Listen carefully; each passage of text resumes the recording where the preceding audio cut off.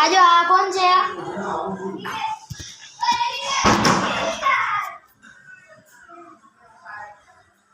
आज हमारे बाजू का रूम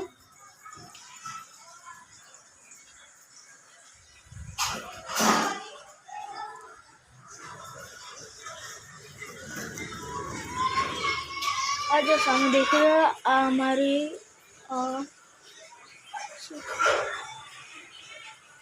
दोस्तारोनी बिल्डिंग है।